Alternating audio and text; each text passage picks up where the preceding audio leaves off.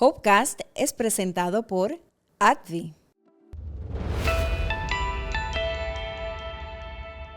Yo recibí un diagnóstico positivo de cáncer el 8 de agosto del 2017. Tenía 21 años de edad, jamás me lo esperaba. Y la noticia fue así: mira, Rayleigh, desafortunadamente tienes cáncer. Muchas veces nos enfocamos en el efecto físico o psicológico que puede tener en las personas, pero nos olvidamos por completo del efecto económico que trae. Yo pude ver de primera mano cómo mis papás tuvieron que sacrificar lo que podían y lo que no podían para tratar, ¿verdad?, de sobrellevar este gran camino. Yo tenía $32,000 en mi cuenta de ahorro y ese dinero me duró 4 meses. La vida no solamente le cambia al paciente o al cuidador, le cambia a todo el que depende económicamente de esa persona. Lo ideal sería identificar a esa persona que pueda tomar las riendas económicas de la familia y decir, ¿sabes qué? Yo me voy a encargar de esta parte. Y esa parte implica que hay que hacer un presupuesto, que hay que poner prioridades. La cubierta especial se presenta a estos pacientes que necesitan tener un acceso más rápido, no retrasar ese tratamiento, ese servicio que necesitan nuestros pacientes por una firma, por un referido. Le cubre el tiempo necesario mientras se identifique que el paciente todavía tiene la condición, que su vida puede estar en peligro, que se puede complicar, no va a correr con ningún gasto, simplemente va a tener un acceso completo en la medida que su tratamiento lo amerite y eso va a estar corriendo, ¿verdad?, por el Plan Vital Cubierta Especial. Cuando recibimos un diagnóstico de cáncer, la mente se llena de preguntas. ¿Voy a sanar? ¿Cómo será el tratamiento? ¿Qué va a pasar con mi vida? Pero casi de inmediato aparece otra preocupación, una que muchas veces se vive en silencio. ¿Cómo voy a pagar, a costear todo esto?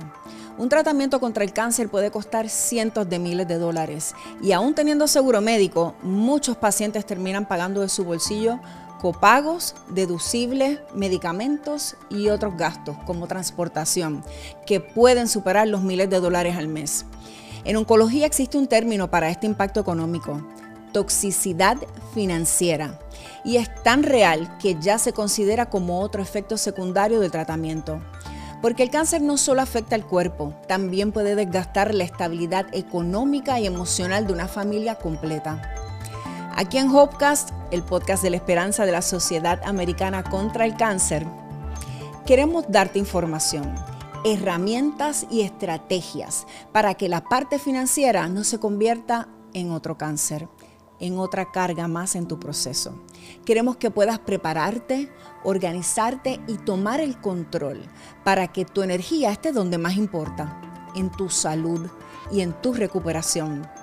Nos acompaña el educador financiero Rayleigh Correa, quien nos compartirá estrategias prácticas para proteger nuestras finanzas en medio de una crisis de salud. Dialogamos con la licenciada Jacqueline Pérez, educadora en salud de la Oficina del Procurador del Paciente, para aclararnos dudas importantes sobre la cubierta especial de los pacientes de cáncer, el acceso a servicios y el futuro de los fondos de salud en Puerto Rico.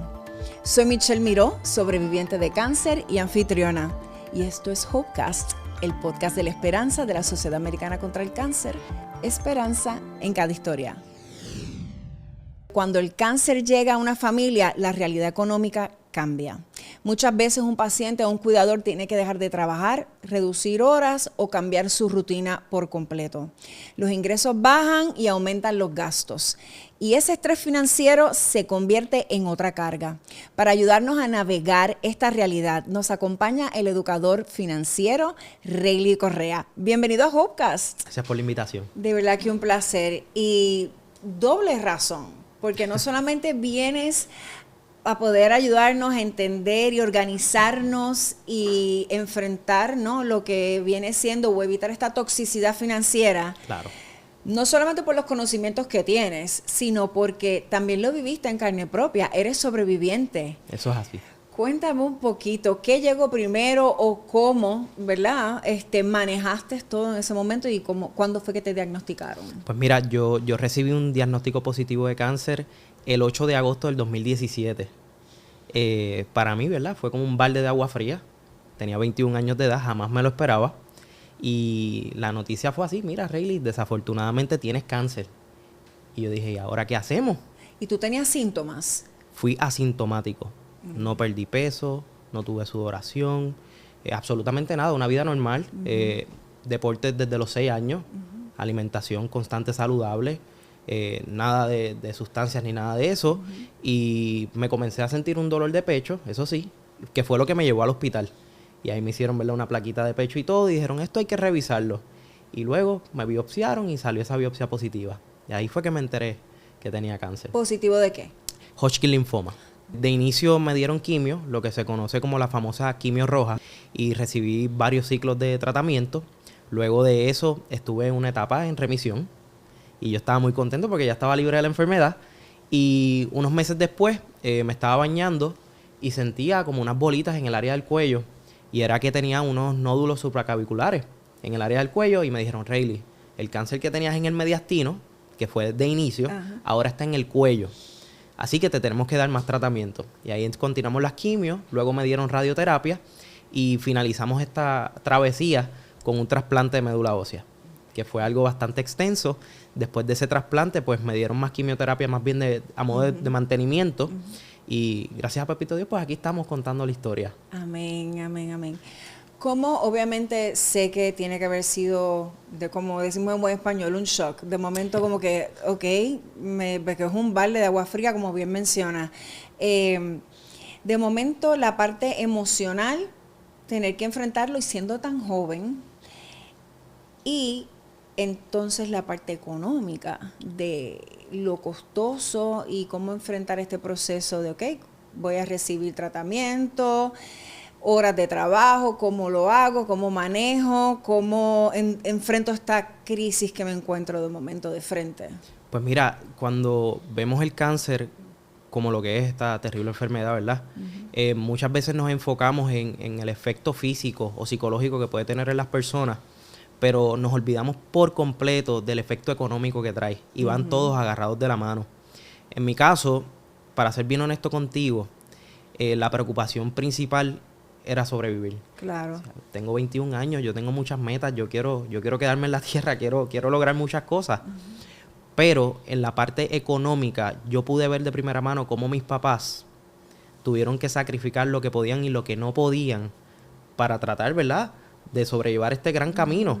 Y pues son cosas que no se hablan. Sí.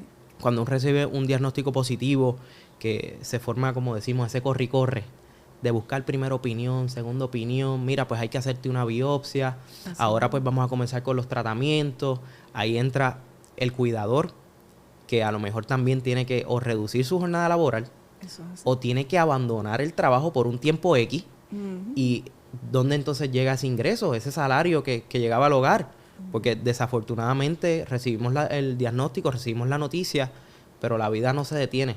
Exactamente. Todo continúa. Y eso es un factor pues que definitivamente nos cambia la vida. Sí, porque mucho se puede de momento hablar de, hay que prepararse para estos momentos difíciles, hay que tener un presupuesto en el hogar, hay que hacer planes. Pero no es lo mismo decir eso a que de momento, como a lo mejor muchas de las personas que nos están escuchando, estoy en el momento. Ya no tengo manera de como que pensar en lo que should have, could have, would have, lo que debía haber hecho. Estoy aquí. Entonces, ¿qué hago? ¿Qué pueden hacer los pacientes y los cuidadores de inmediato? Vamos a ponerlo así, como para desarrollar ese presupuesto de crisis. Pues mira, inicialmente cuando llegamos a la estructura económica y vamos a hablar de un presupuesto, no es lo mismo hacer un presupuesto, ¿verdad?, de cara a futuro, de cara a un retiro, que hacer un presupuesto ante una enfermedad como esta. Lo primero que amerita es seguridad y rapidez. ¿Por qué? Tenemos que definir dentro de nuestros ingresos, nuestros gastos, nuestros ahorros, cómo podemos entonces hacer una estructura para segmentar por orden de prioridad, porque las prioridades cambian. ¿Qué cosas se pueden quedar para luego? Quizás esos gustitos, esa camisita que yo quería, ese pantalón que me quería comprar, esas salidas extra que íbamos a hacer, pues ya tenemos que definitivamente acortarlas y tenemos que enfocarnos en la prioridad, que es bienestar, que es tener salud. Y eso conlleva que, pues desafortunadamente tenemos que medir cuánto ahorro tenemos y para cuántos meses o cuántas semanas nos puede dar ese ahorro para poder costear lo que es de inmediatez. Esa primera opinión, esa segunda opinión, esos laboratorios, ese PET scan, todas esas cosas que conlleva para entonces luego, si tenemos que entrar a pagar deducibles de lo que serían los tratamientos, pues quizás tener ese aguante económico y que no lleguemos a un nivel que tengamos que decir, ¿sabes qué? Tengo que asumir una quiebra. O ¿sabes qué? Ya yo no puedo más. Obviamente, es fácil decirlo, pero en mi caso lo viví. Y te quiero contar esto bien rápido. Una anécdota bien interesante. Yo trabajo con el permiso de mis papás desde los 14 años. Y en mi hogar, pues, a ciencia cierta no había dinero para muchas cosas. Así que yo he sido bien precavido con el ahorro. A mis 21 años, cuando yo recibí el diagnóstico de cáncer, nunca se me va a olvidar, yo tenía $32,000 en mi cuenta de ahorro. Wow, que eso es una bendición porque hay muchas personas que no tienen eso. Correcto. Y ese dinero me duró 4 meses cuando yo recibí mi diagnóstico. 4 meses se fueron 4 volados, meses. vamos a decirlo en esa palabra. Literalmente. De esa manera. Eso es como abrir un grifo de agua y no hay manera de contener el agua. Y yo decía, Dios mío, ¿qué es esto? Y cuando lo llevamos a la perspectiva de que mi diagnóstico fue a los 21 años, ahora yo quiero poner esto al revés. Y si ese diagnóstico es a los 45, 50 años.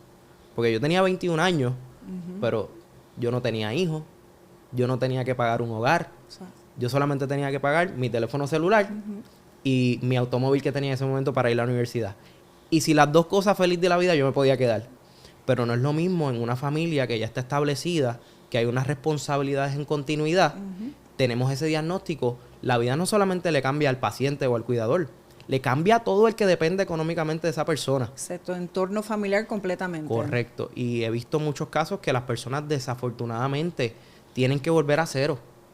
Y a veces es bien difícil salir de cero y continuar. Así que es un tema bastante delicado, pero es algo que la persona, sea sobreviviente, sea un paciente, sea una persona cercana que esté ahí agarradita de la mano, todos tenemos que tener esto en perspectiva. Igual mencionaste que es algo que es típico, ¿no? de este proceso, el que no solamente el paciente pues tiene que dejar de trabajar a lo mejor las mismas horas porque tienes que ir a coger terapia, igualmente los cuidadores a veces pues igual tienen que dejar de trabajar porque hay que llevar y traer a los pacientes a sus tratamientos o bajar las horas y también pues vienen otros gastos asociados porque obviamente, ir a tomar la terapia, pues puede haber que la transportación, el gasto de gasolina que a lo mejor pues no estaba antes. ¿Dónde quedarte? Porque si estás cerca del hospital o cerca de la oficina donde vayas o centro donde vayas a coger terapia, pues bendecido, pero hay ocasiones que no. Hay veces que la gente tiene que buscar dónde quedarse. En la Sociedad Americana contra el Cáncer está el Hope Lodge. Saludos. Que me ayudaron. Te ayudaron. Me ayudaron. De verdad que bien agradecido. Y sabes que lo que mencionas es bien cierto.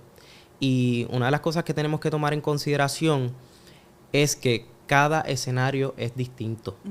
Y yo he escuchado muchas veces, pues mira, es que yo conozco a X personas que recibió un diagnóstico y pudo sobrellevarlo, no le fue tan mal, pero a lo mejor ese escenario particular no es el mismo que pudiese ser el tuyo. Claro. Y no tan solo la transportación. ¿Qué me dices de ese día que quizás hay que comer fuera? Por eso, comida o dieta especial. También.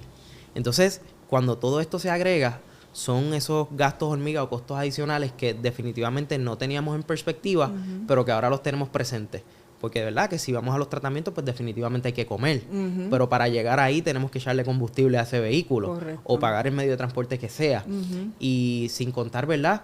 Que ese día quizás se dejó de trabajar o se trabajaron menos horas, pues el salario de ese día es menor. Y así sucesivamente se van acortando todo lo que tiene que ver con esas entradas, siguen aumentando los gastos y nos pone quizás en una posición un poquito más incómoda. Se puede hacer difícil y de momento uno pensará y estamos pasando por un momento de salud retante. ¿Cómo me voy a poner a hablarle de dinero en este momento? ¿Verdad? Sí. Pero realmente es importante. ¿Recomiendas que vamos a decir así, se sienten a la mesa, la familia, a lo mejor identifiquen una persona que se encargue de llevar ese presupuesto, de ocuparse de hacer llamadas, de buscar ayudas, porque hay ayudas económicas, ¿verdad? En diferentes organizaciones, incluyendo la Sociedad Americana contra el Cáncer. ¿Cómo debe estructurar la familia si es que tiene un grupo de apoyo? Porque hay muchas personas que están solas, que a lo mejor lo que tienen son la familia escogida, vamos a ponerlo de esa manera, los amigos o el vecino que brindan apoyo en ese momento? Pues mira, eso es una pregunta bien interesante y va a depender mucho del carácter familiar que haya en esa estructura, porque lo ideal sería identificar esa persona que pueda tomar las riendas económicas de la familia y decir, ¿sabes qué? Yo me voy a encargar de esta parte. Y esa parte implica que hay que hacer un presupuesto, que hay que poner prioridades, que hay que ver cuáles son los gastos que imperan que se trabajen con inmediatez, que hay que ver entonces cómo pudiésemos trabajar otras alternativas, dónde vamos a contactar los centros de ayuda, cómo vamos a recibir esas ayudas, cuánto tiempo demora recibir esas ayudas, para nosotros a ciencia cierta poder conocer todo este aspecto económico que conlleva esta enfermedad, cómo lo podemos manejar de la mejor manera sin afectar al paciente. Porque quizás el paciente no lo verbaliza, pero es su preocupación principal. Porque a lo mejor está pensando más en los demás que en él mismo. Sí. Y dice, Dios mío, esto está tan difícil. ¿Cómo los demás van a estar bien? ¿Cómo los demás van a estar bien? Y se pone en segunda o en tercera, cuando a ciencia cierta ese paciente se debe poner en primera. Y pasa mucho. Muchas veces los pacientes son los que terminan dándole apoyo a la familia entera y llevando esa carga, ¿no? Sin quitar que obviamente hay cuidadores que están ahí fajados, como decimos, día y noche. Mencionaste algo, me hizo pensar, en términos de que obviamente no, las cuentas no paran, la vida no para. Así que significa que hay que hacer el pago de la hipoteca o la renta, el pago del automóvil y todos esos gastos que son, ¿verdad? Decimos mensuales, recurrentes. ¿Hay una manera de poder mitigarlos, de llamar a lo mejor al banco para pedir ciertas ayudas o una protección legal que se pueda pedir en casos así como este, que estás enfrentando un cáncer? Mira, en la mayoría de los casos, la respuesta inmediata es no. Okay. Lo que sí se pudiesen desarrollar son moratorias.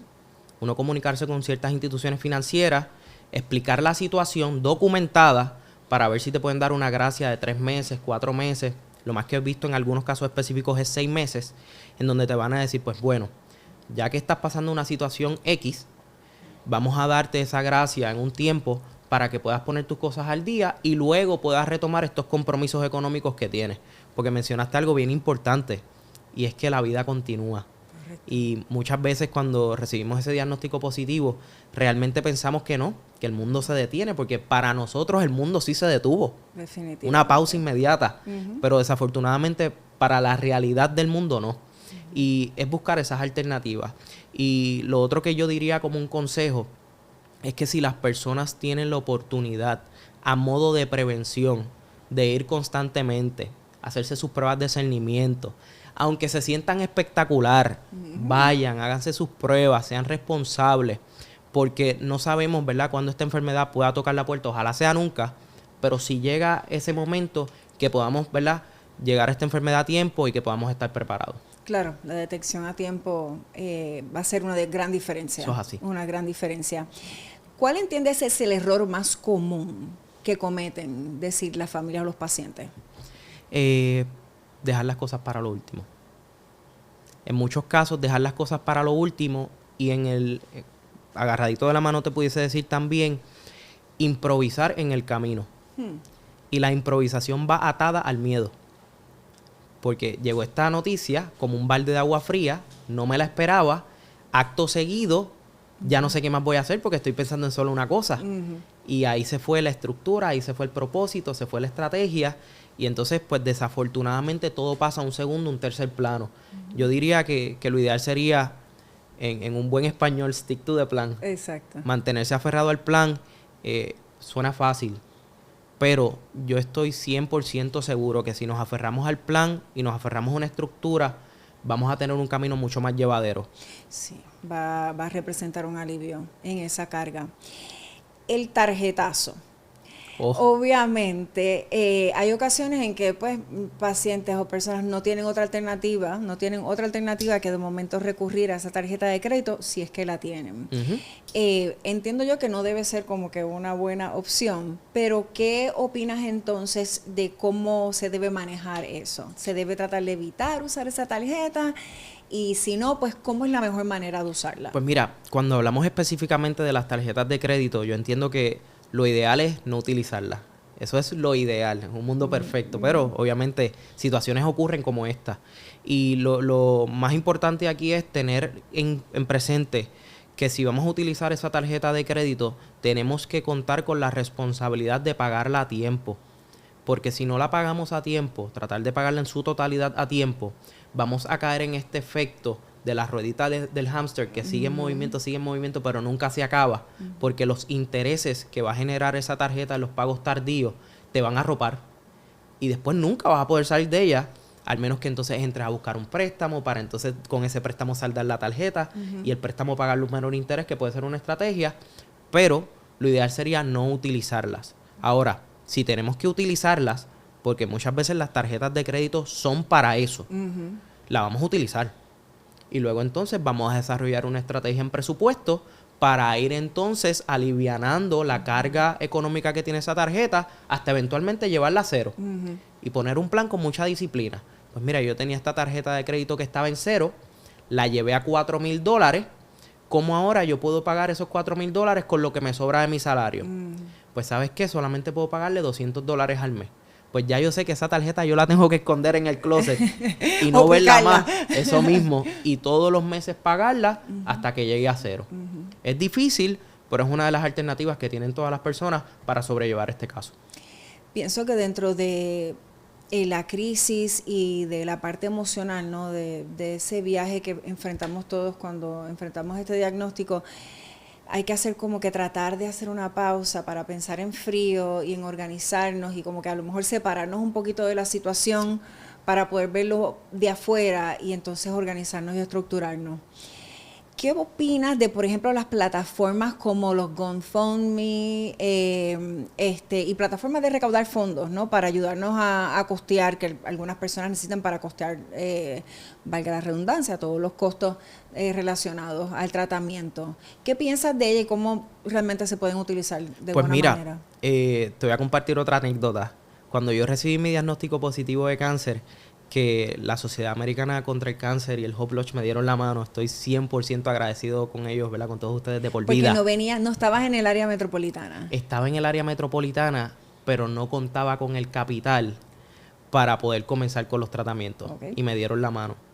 Y algo bastante particular en ese caso es que cuando yo llego a mi primera remisión, yo hice un GoFundMe y todo lo que recaudamos se lo otorgamos a la Sociedad Americana contra el Cáncer. Y yo considero que eso es una buena alternativa. Lo que pasa es que, ¿verdad? Tenemos que contar con el apoyo de los demás. Y hoy te pueden ayudar, pero la realidad es que todo el mundo también tiene responsabilidades económicas. Exacto. Pero una alternativa como un GoFundMe, yo 100% lo recomiendo. Es una buena alternativa. Las personas genuinamente apoyan. Muchos pacientes de cáncer se sienten solos y la verdad es que nunca están solos. Siempre hay gente dispuesta a apoyar, hay personas que están pendientes y eso puede ser definitivamente una alternativa. Y a modo de prevención, y esto es más bien por la salud económica, yo te diría que si las personas tienen la oportunidad de buscar instrumentos como una póliza de cáncer, que lo hagan. Porque es un aditamento que funciona como un escudo y que cuando se presenta esa enfermedad te puede apoyar. Y eso pues que no lo descarten. Perfecto. Antes de finalizar, me gustaría entonces que hiciéramos como un recap. Decir 1, 2, 3, 4, 5. ¿Cuáles son esas cosas que debemos entonces sentarnos y hacer? Número 1, hacer un presupuesto. Es muy importante. Número 2, desarrollar un plan y apegarnos a ese plan, independientemente de lo que suceda. Número 3, y esto no tiene que ver con finanzas, pero es importante, conservar el amor. Es importante amarnos, cuidarnos, protegernos, y más cuando estamos pasando por esa situación lo necesitamos más que nunca. A veces no lo decimos, pero nuestro corazón sí lo pide, y eso es bien importante. Y número 4, buscar alternativas que sean un apoyo inmediato económicamente hablando ante esta enfermedad. Hacerse las pruebas de discernimiento es bien importante. Y por último, no menos importante, si pueden buscar una póliza de cáncer en la que usted se sienta cómodo, hágalo porque también lo va a ayudar. Así mismo. Gracias por estar con nosotros y Gracias compartir por la invitación. Tu testimonio y educarnos también.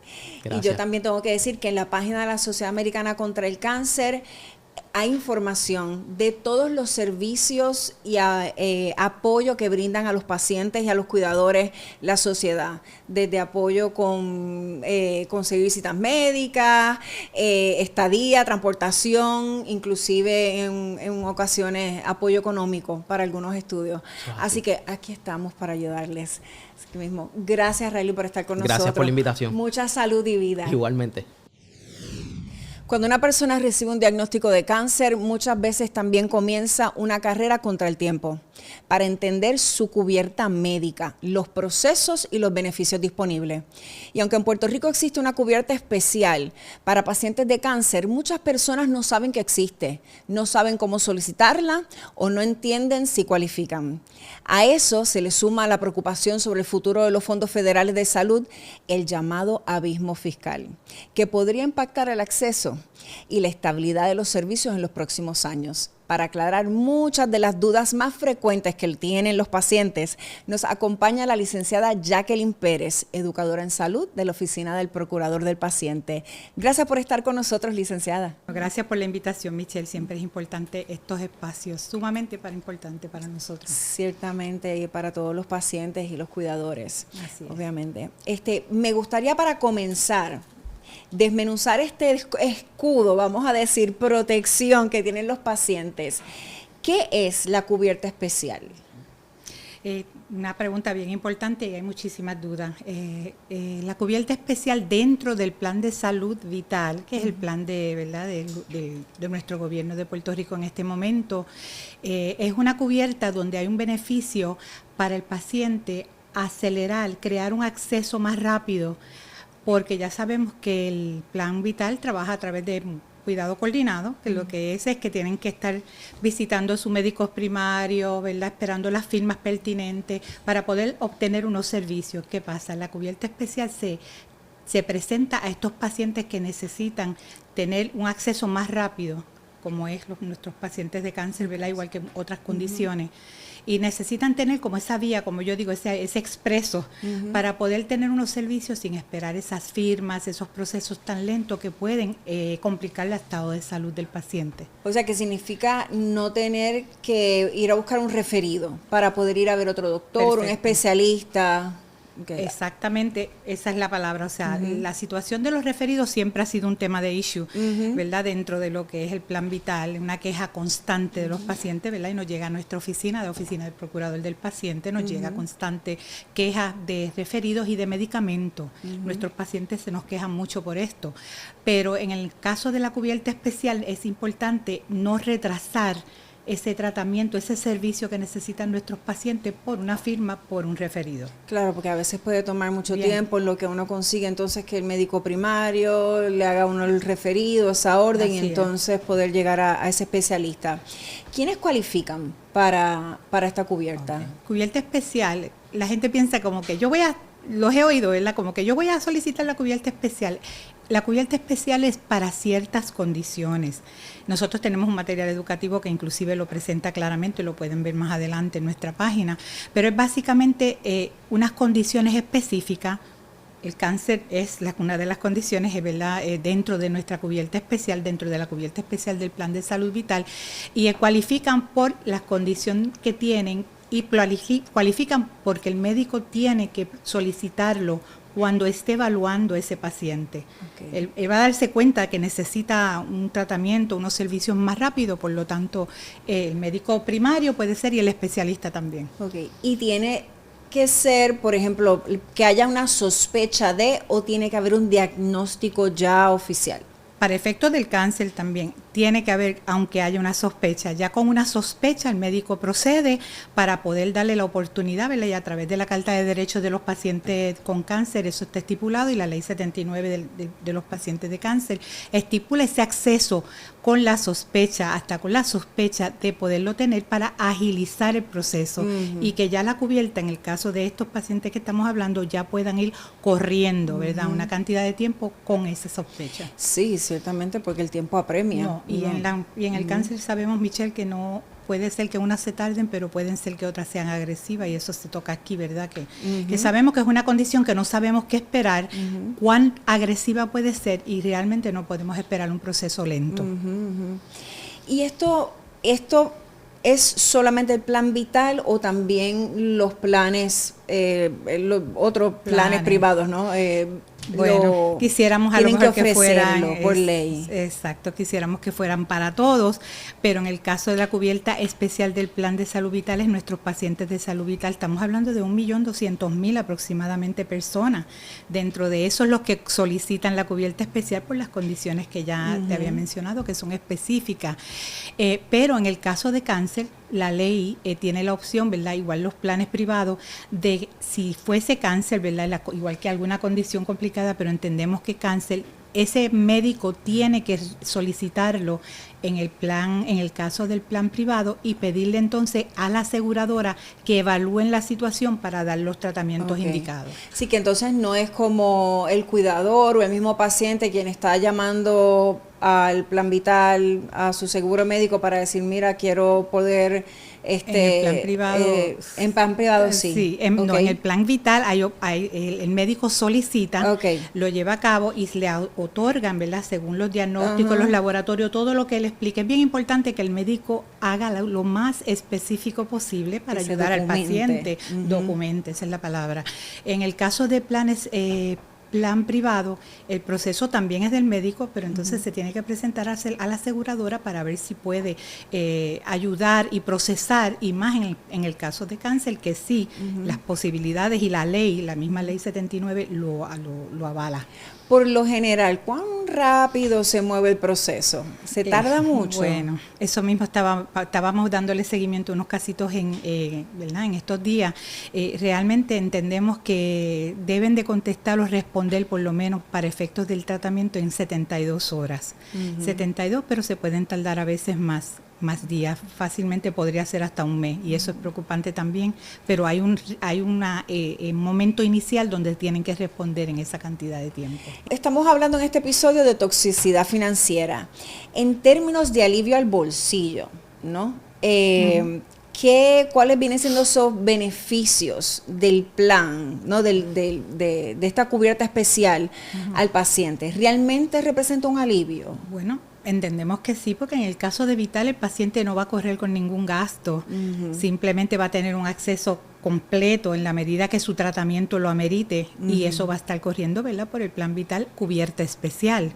En el caso privado entiendo que van a tener la cubierta, pero podría ser que tuviesen que pagar unos deducibles, pero el hecho de que se diagnostique bien la condición y también lo que la persona está comprando y tiene, ¿verdad? Y cómo el médico lo puede diagnosticar y ponerlo claramente de lo que realmente necesita el paciente. Yo entiendo que hay opciones con un plan.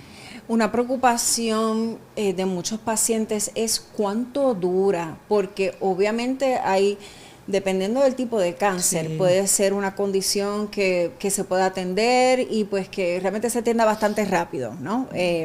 Pero otras requieren un tratamiento que se extiende por años, que no necesariamente es algo que va a tomar meses o un año, sino que va a tomar más. ¿La cubierta cubre? La cubierta especial en el plan vital sí le cubre el tiempo necesario mientras se identifique que el paciente todavía tiene la condición, que su vida puede estar en peligro, que se puede complicar. Por eso es bien importante, Michelle, que el proveedor, ¿verdad?, el médico, siempre esté aclarando el estatus, en este caso, según lo solicite la aseguradora, ¿verdad?, en este caso plan vital, de la condición del paciente. Eso es continuo, ¿verdad?, no hay un tiempo límite. Si es algo preliminar, que es un cáncer, ¿verdad?, que puede ser corto, hay un lapso de tiempo, ¿verdad?, donde se puede evaluar y pudiese ser, ya está en remisión, ¿verdad?, ya está bien, y ahí entonces cae la cubierta especial, como nosotros le llamamos, ¿verdad? Pero en el caso de que continúe la condición, entiendo que no hay una fecha límite. Va a continuar recibiéndolo mientras sea paciente de salud vital. En el momento ahora que nosotros estamos hablando, una de las preocupaciones de muchos pacientes viene siendo lo que escuchamos obviamente en las noticias y la realidad de que puede que se pierdan unos fondos federales, ¿no?, que ayudan a poder prestar estos servicios, ¿no?, de dar estos servicios a todos los pacientes. Lo que llaman ese abismo fiscal que se está, ¿no?, que se presenta ante pues la posibilidad de la pérdida de estos fondos. ¿Qué debemos saber los pacientes y qué debemos saber todos? Porque realmente nos debe importar realmente a todos sobre esta realidad y el futuro de estas cubiertas. Es una pregunta de verdad que todos estamos en incertidumbre. Ayer estaba pensando mucho en esa pregunta. Todavía estamos en el proceso de saber qué va a pasar, ¿verdad?, con los fondos como tal, ya sea para el Medicaid, igual que para muchísimos otros servicios de salud. Preocupante, pero de afectarse los servicios del plan vital, ¿verdad?, que es lo que nos está preocupando grandemente. Entendemos que la cubierta especial es un beneficio dentro del plan vital y entendemos, ¿verdad?, y no queremos crear caos porque eso no es nuestra intención. Correcto. Lo que queremos es que el paciente esté bien pendiente de lo que está pasando, se informe, hable con su médico, y su médico muchas veces ellos son los primeros que saben ¿verdad?, la última respuesta a muchas cosas, pero entendemos y sabemos que podría afectar al paciente en muchas áreas, especialmente en la económica, porque no va a tener, a lo mejor puede ser hasta inelegible. Pudiese llegar que no tuviera la posibilidad de estar en el plan vital, por lo tanto no va a tener cubierta especial, porque la cubierta especial es el beneficio para este paciente. Así que tenemos que estar bien pendientes y les exhorto a que estén bien pendientes de lo que está ocurriendo. Nosotros como Oficina del Procurador del Paciente estamos preocupados, nos han llegado llamadas, preocupaciones de los pacientes que llegan allí, no necesariamente por esta pregunta, pero sabemos que van en camino de que me pueden quitar esta misma pregunta, así que preocupado por el futuro de sus condiciones. En el caso de la gente los pacientes que están en cubierta especial, creo que tienen que estar muy alertas a poder continuar su tratamiento y que esto no se dé, ¿verdad?, que siempre los pacientes puedan continuar con sus servicios de salud. Así mismo. Igualmente la Sociedad Americana contra el Cáncer está abogando, pendientes y abogando por esos fondos y que no se pierda esa cobertura tan necesaria, todos esos fondos para que no se pierdan esos servicios. Gracias, licenciada, por aclararnos todas estas dudas que sabemos que son probablemente las que más frecuente tienen los pacientes. Eso es así. ¿Algún detalle adicional que quiera añadir, algún mensaje para nuestra audiencia? Pues tenemos que estar informados. Con esta última pregunta que me acabas de hacer, hasta nosotros mismos, ¿verdad?, todos estar pendientes de qué está pasando, velar por lo que estamos pendientes de nuestra salud, ¿verdad?, aprovechar y hacer todo lo que tengamos que hacer para estar en un control, en un lapso de tiempo, ¿verdad?, determinado en lo que las decisiones se toman. La Oficina del Procurador del Paciente prepara una hoja educativa, se llama Cubierta Especial, y habla un poquito más de la cubierta especial. Los exhorto a que la puedan bajar, que la puedan buscar, la puedan leer, igual que ¿verdad?, hay otros temas de salud en nuestra página, y los teléfonos, si los puedo dar, claro, ¿verdad?, el 977-0909 es nuestro cuadro, y nuestra página, ¿verdad?, que es www.opp.pr.gov. Ahí van a encontrar muchísimos temas de salud, de condiciones, y esta hoja que les traje hoy, que es la de cubierta especial, que es lo que estamos hablando en esta tarde. Excelente. Gracias por toda esa información y esos recursos. Gracias a todos. Hoy escuchamos dos perspectivas distintas, pero con un mismo mensaje. No tienes que enfrentar el camino solo. Por un lado, la licenciada Jacqueline Pérez nos ayudó a entender mejor la cubierta especial, los derechos del paciente y los recursos disponibles. Porque muchas veces tener la información correcta puede hacer la diferencia entre recibir ayuda o no saber que existía. Y por otro lado, Reilly Correa nos recuerda que la toxicidad financiera es real, que hablar de dinero durante una enfermedad no es superficial, también es parte del cuidado y recuperación. Porque el cáncer ya trae suficientes batallas, la parte financiera no debería convertirse en otra más. Habla, pregunta, oriéntate y busca ayuda.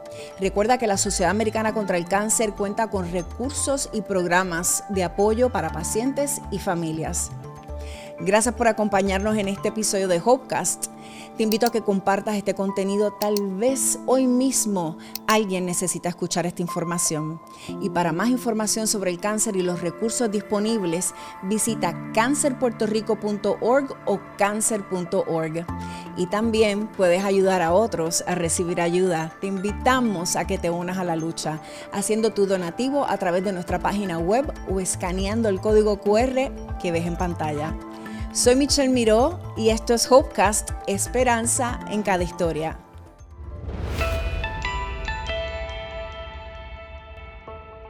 Hopecast es presentado por AbbVie.